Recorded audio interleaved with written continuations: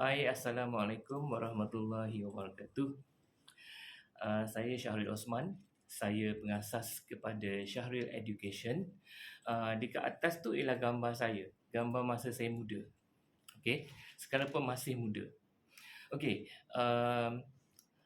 belakang tu juga di bawah tu adalah biodata saya dan juga uh, buku-buku yang saya tulis, judul-judul buku yang saya tulis.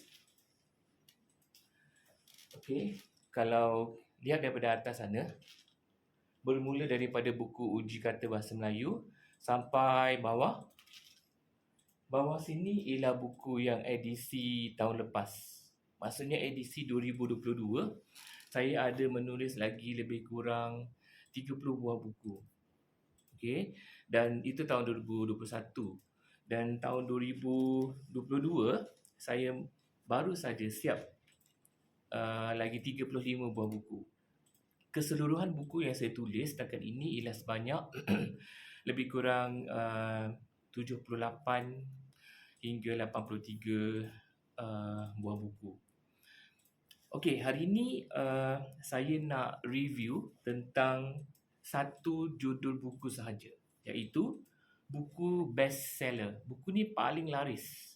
Buku ni paling digemari oleh guru-guru, para pelajar dan pihak sekolah, okey, sekolah antarabangsa.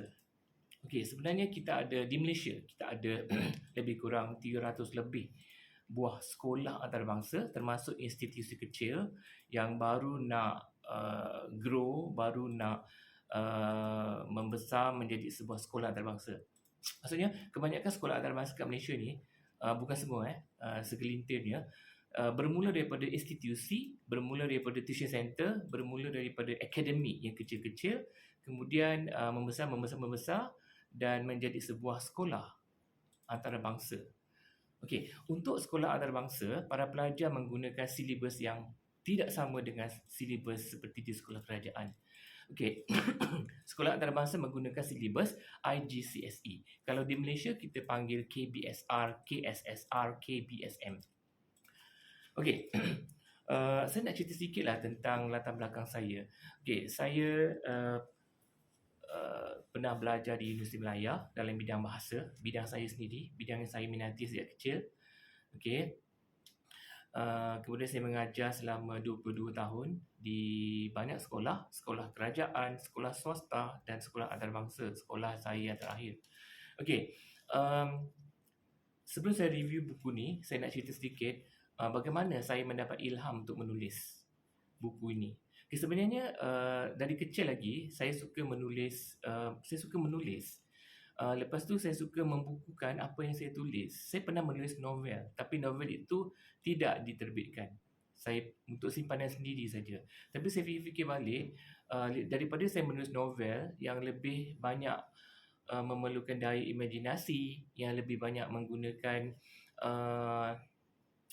kita panggil khayalan-khayalan yang fantasi, bukan realiti sangat pun, ataupun pengalaman-pengalaman hidup, lebih baik saya menulis buku akademik. Sebab buku akademik ni lebih memperkayakan minda kita. Lebih banyak kita menulis, lebih banyak kita dapat ilmu, dan lebih banyak kita dapat berkongsi ilmu. Dan ilmu yang kita tulis tu pula bukan setakat apa yang kita tahu, tapi akan secara semula jadinya kita akan dapat ilmu-ilmu baru daripada hasil-hasil penulisan yang kita tulis. Okey, kalau tidak, manakan saya boleh tulis sehingga 83 buah buku setakat ini. Dalam tempoh beberapa tahun saja, saya bermula menulis secara serius dan menerbitkan buku pada 2017. Dan itu pun secara separuh masa. Sebab pada waktu itu saya masih bekerja, saya masih mengajar di sekolah dan sambil menulis. Jadi ada dua komitmen yang besar, saya tak boleh nak tumpukan sepenuh perhatian kepada penulisan.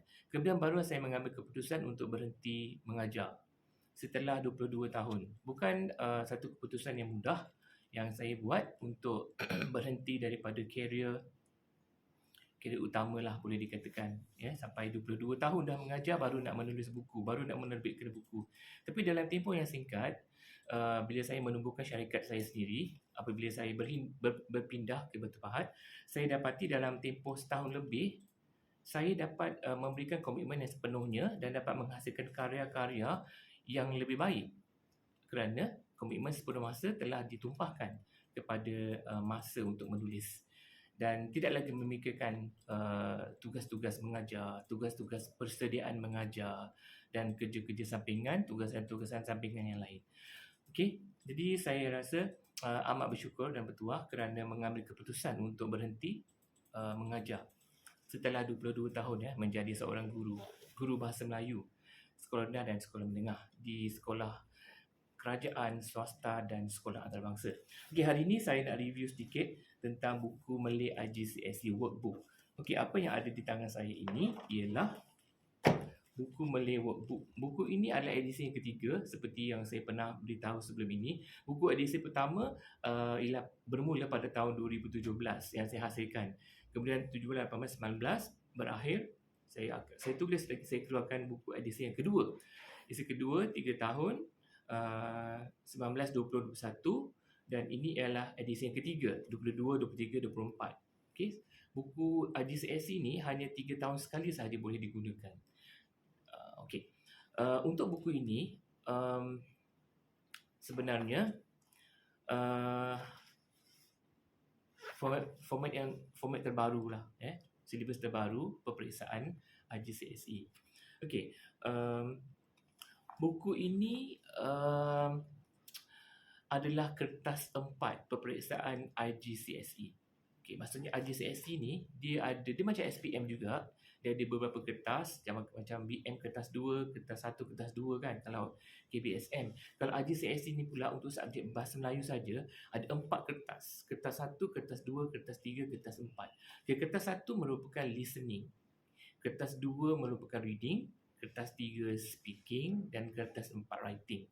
So keempat-empat kertas peperiksaan sebenarnya ni saya hasilkan buku. Okey. Dan bukan 4 ni sahaja, saya juga menghasilkan buku-buku yang selain daripada 4 kertas peperiksaan utama IGCSE ini, iaitu seperti buku primary, buku basic writing, buku imbuhan. Imbuhan adalah buku yang terbaru baru terbitkan minggu lepas saya terbitkan. Okey. Itulah 4 kertas utama peperiksaan IGCSE Bahasa Melayu. Dan saya hasilkan lebih daripada 4 kertas peperiksaan itu. Seperti yang saya katakan tadi, saya ada basic writing, saya ada primary, saya ada reading dan sebagainya. Nanti saya akan review lah topik-topik yang lain. Sebab buku saya memang terlalu banyak judul. Okey, untuk buku ini, workbook, saya sejak 2017 lagi, setiap edisi 3 tahun tu, saya mesti menulis untuk 5 volume. Contohnya yang saya pegang ni adalah volume A, volume 1. Volume 1 ni ada 2. 1A dan 1B. Kenapa ada 2? Sebab latihan terlalu banyak. So kalau saya satukan dalam satu buku, dia akan menjadi terlalu tebal. Jadi saya pisahkan kepada 2 buku. So sama ada guru-guru boleh menggunakan satu untuk classwork, satu untuk homework. Maksudnya satu ni digunakan dalam kelas, satu untuk kerja rumah. Ataupun memudahkan juga bagi guru-guru untuk menggunakan buku ini apabila satu dihantar kepada guru, bila contohnya volume 1A dihantar kepada guru untuk semakkan, pelajar masih ada buku B untuk dibuat latihan ataupun dijalankan pembelajaran di dalam kelas. Kemudian bila buku ni hantar pula, buku ni perlu dikembalikan kepada pelajar. Maksudnya pelajar tak putus buku. Bukan satu saja dihantar, lepas tu dah tak ada buku. Tunggu beberapa hari cikgu semak, baru dapat semula buku. Sebab tu saya hasilkan 2. Sebab ni sangat efektif lah untuk penggunaan buku kerja, buku aktiviti di sekolah. Okey. Buku ini, seperti yang saya katakan tadi, ada 5 volume. Kenapa 5 volume? Okey, 5 volume ni mewakili year 7. Year 7 tu kalau macam dekat sekolah kerajaan, tingkatan 1. Year 7, year 8, year 9, year 10 dan year 11. Maksudnya sampai buku ni ada daripada tingkatan 1 hingga tingkatan 5. Okey, saya memang setiap kali saya menulis, saya bukan tulis satu buku saja. Sekali tulis, saya akan tulis 5 buah buku mewakili setiap tingkatan ataupun tahun atau darjah. Sebab